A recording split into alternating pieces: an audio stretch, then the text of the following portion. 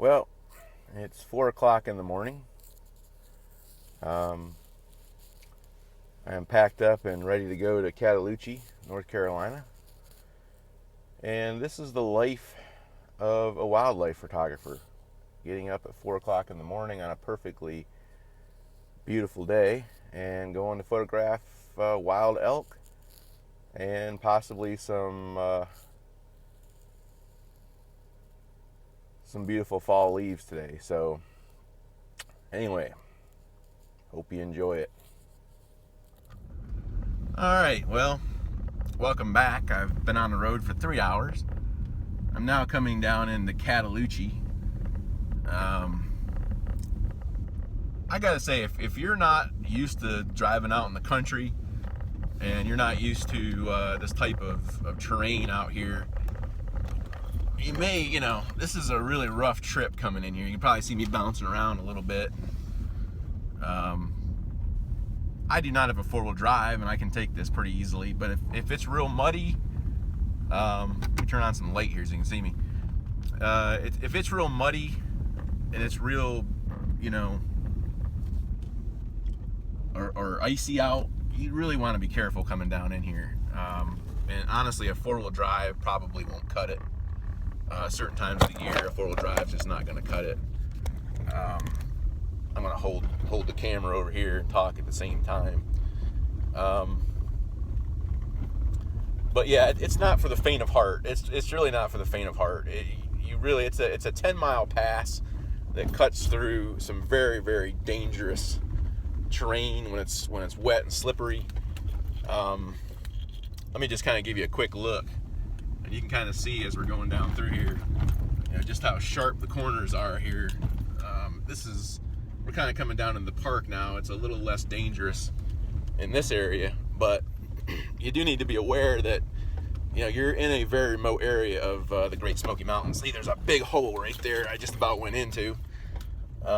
It's not very well maintained. I wish the park would do a better job maintaining it, but you know how that goes. Tax money and government mishandling of various funds and so forth. Whoa, big old hole. Anyway, we're coming down to Cataloochee Valley, and Cataloochee Valley is simply a small valley where it really is a small valley. I don't think it's more than a mile or two long, and it is loaded with elk. There are elk everywhere here. Now, today is kind of a bad day. There's a little squirrel. Go away, little squirrel. Today is kind of a bad day. It's raining. Deer species don't really like rain very much. They will bed down when it's raining. And the elk is a deer species, and they are not happy when it's raining. But it has stopped for the moment, and my shutter speeds right now are going to be extremely low going in here. So I will come back on when I get down into the park. Okay, I'm back. We're heading down into Cataloochee itself now. It is a paved road for the last, I guess, maybe mile. Beautiful scenics along the way here. Good opportunities for photographs. As a matter of fact, I'm going to pull in here. There's a little pull-off here, which this might make an interesting photograph, actually. It's a very bad day today, which makes for great photographs oftentimes. I'm going to try to take advantage of this, if you don't mind, before we get down and visit the elk.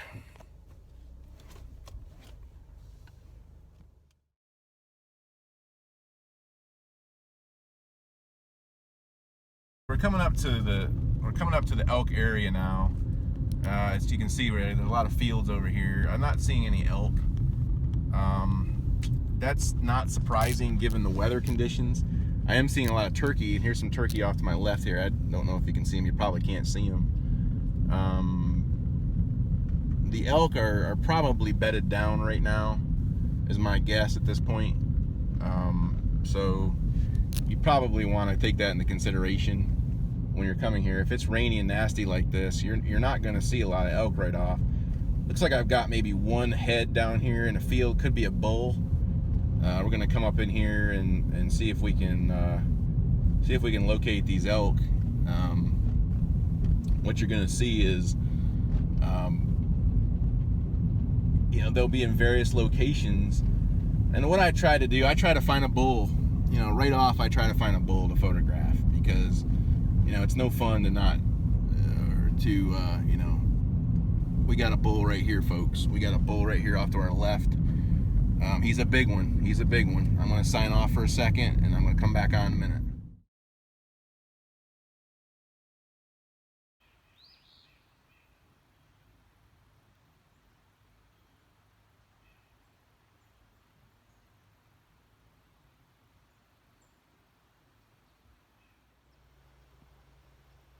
Well,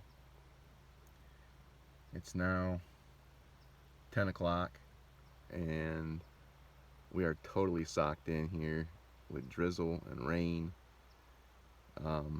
I've got about 1, 2, 3, 4, 5, 6, 7, 8, 9, 10, probably about 30 head of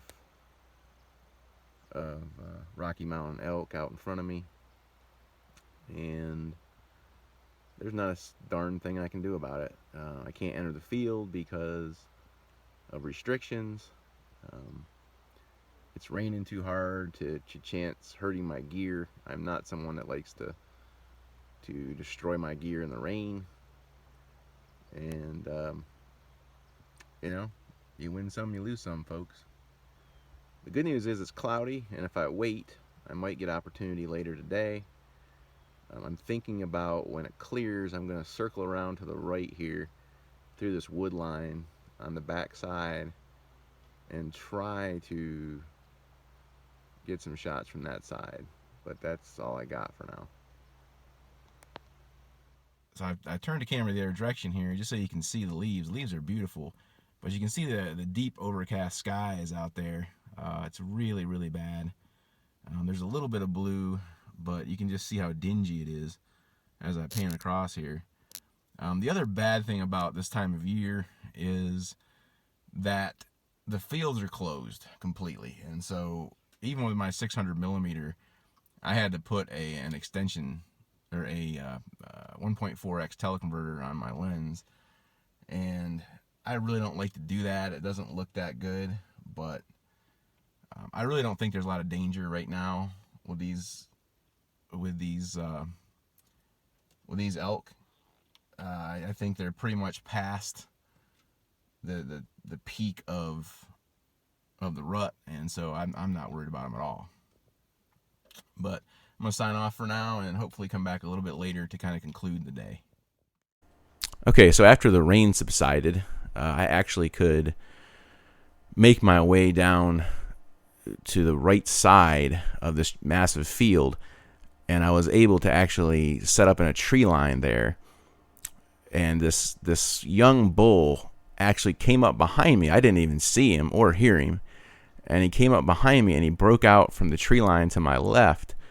And I could see that, I knew that he was going to turn around and check behind him, because they often will do this when they're en route from one place to another. And so what I did was, I positioned myself a little bit so I could at least get some of the fall foliage in the background. And I just set up and I waited, and I knew he would actually turn his head back. And when he did, I fired off about an 8-shot burst. And only about 2 or 3 of those images were actually sharp. And the reason for that is, and this is a good thing to know, is that when you're photographing an elk like this, you have to, in early morning, you have to fire bursts, because your shutter speed is so low that what happens is your first couple shots are out of focus, or blurred actually, because your finger is actually pressing down on the button, and oftentimes that causes a little bit of camera shake. So that third or fourth shot is often the keeper in the bunch. So that's just a little tip there. Okay, the next shot was taken later in the day. Eventually the rain slacked off quite a bit, and the bull started moving his cows around. And at this point, there was actually a slight amount of sunshine pouring through the clouds. And here, about maybe 2 o'clock in the afternoon, I was able to capture the shot of the alpha bull actually tilting his head back in and smelling the air for cows that are in estrus. And so that was another good opportunity that I had there. But it was rainy, and I had to just wait it out. And, you know, good things come to those who wait, right? The old saying. And on this next shot, you can see that the herd actually got so close that they were only about 20 to 30 feet away. Well, maybe about 20 yards away from me at this point. And I was able to get full headshots at only, you know, 200 millimeters. And so they were very, very close.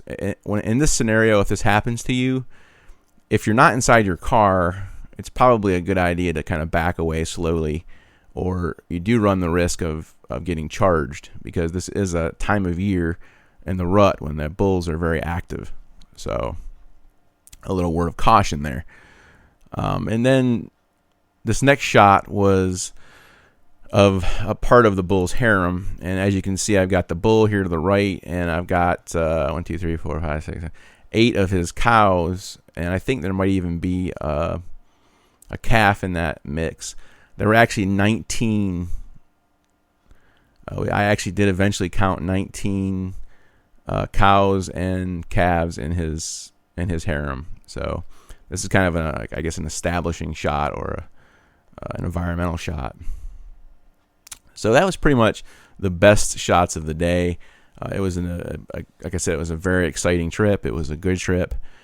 Honestly, I probably got more shooting in because of the overcast conditions, because you can shoot all day long. I ended up leaving out about 3:30 in the afternoon because I was just exhausted. It was cold. It was rainy. But I do recommend Cataloochee. You should definitely get out there and check it out. It's well worth the trip.